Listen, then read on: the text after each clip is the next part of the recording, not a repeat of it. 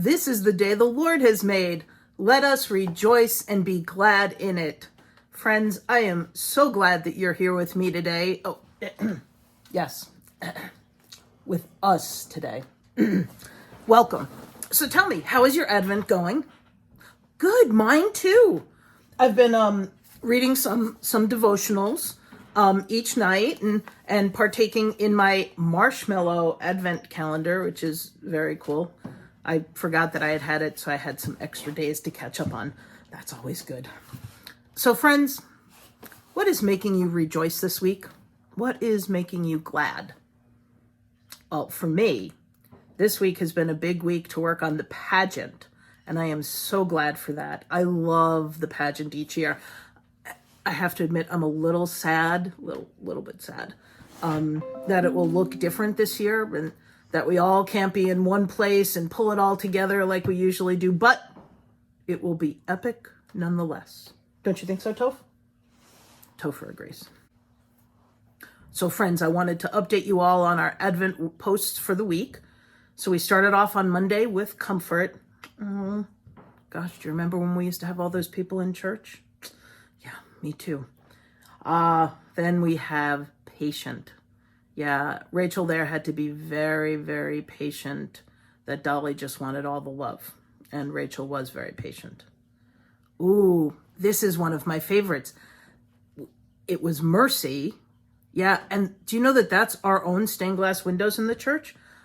I had forgotten that our windows on the west side of the building are the Beatitudes, or at least 6 of them. It was very cool. Oh, and then baptized. Oh, look, we have the Christensen family up there. Look at that. Isn't that adorable? I love baptisms. And then we had word. It's one of my favorite. I was out on vacation this summer and was somewhere and saw this with the neon love and then the resist hate peace poster. That was very, very cool. And then honey. Oh, thank you, Calvin, our beekeeper from years past. All right. So what's so cool is you can go online and see what pictures others have shared too. Samantha has shared some epic photos. So friends, now it's your turn. In a second, I want you to pause the video and ask whoever might be around you what they're joyful about today. Topher and I will be here when you get back. Ready, set, pause.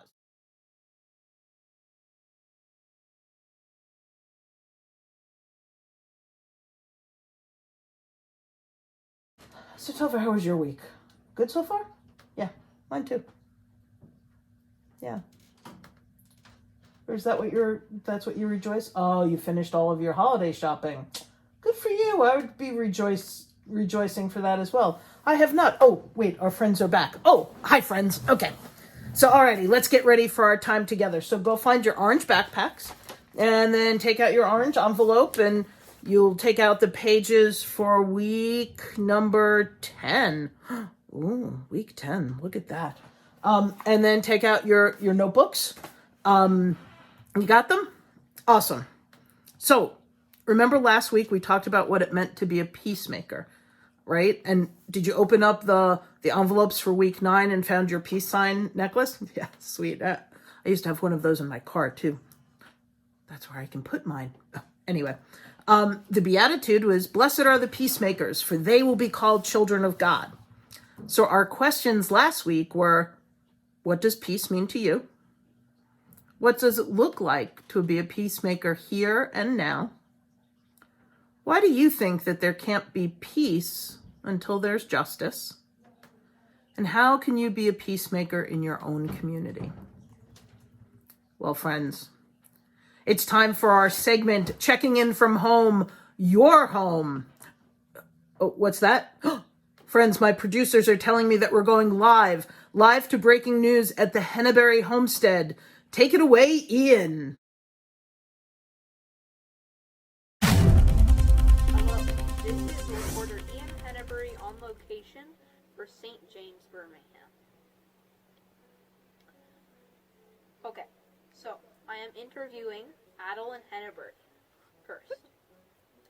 What does peace mean to you, Adeline? Peace for me is A lot of different things. I think it's a complicated question to answer, but I think mostly peace is a feeling of calmness or understanding, and there's no worry about conflict or people who will judge you or try to avoid listening to your words. Now I am interviewing Michaela Hennebury on what does it look like to be a peacemaker here and now. Well, being a peacemaker means treating others with gentleness and respect even when you disagree with them, and encouraging others to treat people in the same way. It also means keeping an open mind to new ideas. Peacemakers address disagreements rather than trying to ignore them, and they only let their anger show in productive ways.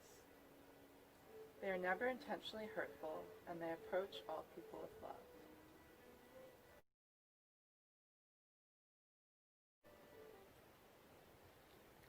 Now I am interviewing Luke on why do you think there can't be peace until there is justice? Well, the reason there can't be peace until there's justice is you can't be totally free in your mind, which is the definition of peace in my mind. To be totally free, to be able to contemplate yourself. If you fear that there is inconsistency with outside influences, like, let's say you feel like a disagreement between you and somebody else has been left unsolved, or a disagreement between other people has been left unsolved, and justice is needed to solve those. I'm not sure. That's my opinion. Thank you.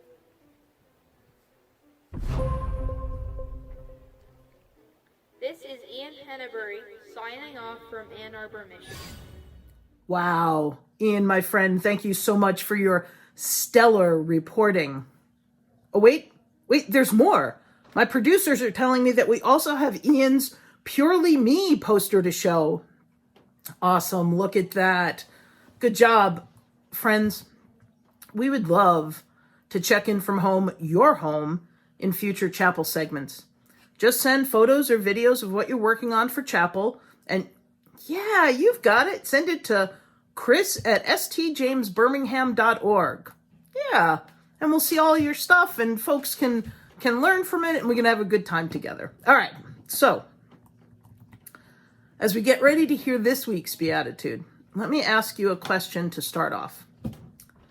First, many change makers, people who make change, many change makers of the past were unpopular while they were living.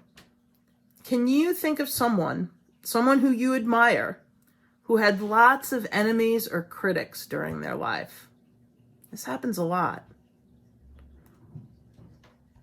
Yeah, Harriet Tubman is one. Yeah. Martin Luther King Jr., right? John Lewis, yeah. Ruth Bader Ginsburg, absolutely. And Malala, yeah. Those are all awesome examples. So why do you think people who bring change or justice are often unpopular with many people around them? Yeah, people don't like change. Yeah. All right, friends, so hold on to that. Hold on to those thoughts for a moment. We're here again today in the Undercroft. It's Saturday afternoon, so that's why the sun looks a little different today. And Topher's here, and he has on his motorcycle jacket still. He really likes how he looks, and he does look good. I have on one of my favorite sweatshirts, Do Not Fear. You know the words that every single angel seems to say when they encounter a human in the Bible? Don't be afraid. Do not fear. Yeah, well, it's a great reminder and the very comfy sweatshirt. So, we're ready to share the next Beatitude. Remember, these teachings of Jesus are also called, you got it, the Sermon on the Mount, because Jesus goes up the mountain to teach his followers. And folks followed Jesus that day because they really wanted to hear him speak. Jesus told them about God's kingdom And remember, you can think of a kingdom as the way the world works or the way it's set up. And what is there in God's kingdom? Yes, you got it. Abundance. More than enough food, more than enough honor, more than enough love, more than enough money and power and resources for everyone. And how many Beatitudes are there? 9. You got it. 9. 9 ways people are blessed. And to be blessed meant to be happy or satisfied. So here are the Beatitudes that we've talked about already. Blessed are the poor in spirit, for theirs is the kingdom of heaven.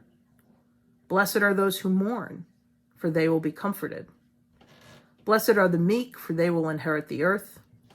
Blessed are those who hunger and thirst for righteousness, for they will be filled. Blessed are the merciful, for they will receive mercy. Blessed are the pure in heart, for they will see God. Blessed are the peacemakers, for they will be called children of God. So let's hear what Jesus said next. Blessed are those who are persecuted for righteousness' sake, for theirs is the kingdom of heaven. Blessed are those who are persecuted for righteousness' sake, for theirs is the kingdom of heaven. Friends, can you think of a time that maybe you did the right thing, but got in trouble for doing it? Or maybe you didn't get in trouble, but somebody maybe criticized you or made you feel bad. How did you feel when that happened? Yeah, you felt that it was unfair. That's a good answer. Mad. Yeah, I would be mad too if I got in trouble for doing something that was the right thing. Really, really upset. Yeah, those are great answers. Well, no one understands this feeling and experience better than Jesus. His whole life was about bringing God's kingdom to earth, and this kingdom was so different from the world of Jesus's day or our times now. The people who tried to follow Jesus didn't have much voice or power as individuals, but when they all began to work together for a fairer way to live, their voice and their power got stronger. And when they gathered in large groups to work toward a better, healthier life for everyone, the people in power felt afraid and threatened. And sometimes when people feel afraid or threatened, they treat others unkindly. One time, when Jesus was teaching in the synagogue, he saw a woman who had not been able to stand up straight for 18 years. 18 years she was hunched over. Think how that must have felt. What wasn't she able to do if she was hunched over for 18 years? Yes, look up at the sky. What else? Oh, look for something on a high shelf? Absolutely. Yes, she wasn't able to look other people in the eye. Yeah, there was so much she couldn't do. So do you know what Jesus did? I bet you can guess. He had mercy on her and he healed her. Of course he did, right? Because that's what Jesus does. But the religious leader of the synagogue was so upset with Jesus because he believed that Jesus had broken one of the Sabbath laws by healing her, by working or healing someone on the Sabbath. The religious leaders tried to turn the crowd against Jesus, but Jesus responded by saying that God wants all people to be set free and to be whole. That is the purpose of those laws. Then the people listening rejoiced at the wonderful things that Jesus was doing. As Jesus continued to tell them all about God's kingdom and help them live it out, other religious leaders came to Jesus and told him he must leave immediately. The Roman ruler, Herod, you remember Herod, right? He wanted to kill Jesus. People wanted to kill Jesus because they didn't want change in their government or change in their power. They liked making all of the decisions. They liked getting richer and more powerful, and they didn't care what happened to everyone else. When people like Jesus and his followers tried to challenge or change those systems, they faced a fight. Sometimes they were put in jail, made to leave their country, or shamed by their communities. Shame was just as bad as being made to leave their community because it cut people off from family and friends. People didn't want to be around others who were shamed. This is persecution. Persecution is when people are treated barely and unfairly, especially because of their race, identity, or beliefs. Jesus told them that when you work to bring God's kingdom on earth, you can expect there to be people who react harshly because they don't want that to happen. They don't want God's kingdom on earth. Why, you ask? That's a great question. It's probably because if God's kingdom is on earth, then they wouldn't have the power anymore. They would have to share it, and they don't want to share things. Even though this is really hard to face and experience, Jesus told his followers that persecution is a normal part of living out God's love. He said you're actually blessed as a result of people persecuting you, which is a really hard beatitude to understand. So it's uber important this week to use the discussion questions with your family and friends. So on those family pages, there are 4 questions that I would love for you to work on. Discuss with those family or friends. Maybe there's another reporter like Ian out there in another part of town, and maybe you could interview family members to see their answers to these questions as well. Think about it. That would be way cool. So here are the 4 questions. Why does fear sometimes make people treat others unkindly or unfairly? When have you been treated badly or unfairly for doing the right thing or for following Jesus' example? How did you react? What are some ways people could be persecuted today? How do you feel about knowing Jesus faced persecution too? Now remember, you can answer all of those questions or just focus on one of them. You can write them, draw them, videotape them, and then what should you do? Yes, that's right. Send it in to me at chris@stjamesbirmingham.org. That's stjamesbirmingham.org. And remember, you can use your notebook to hold all of your coloring pages. Friends, it's that time. It's that time of our video segment. May God bless you and keep you.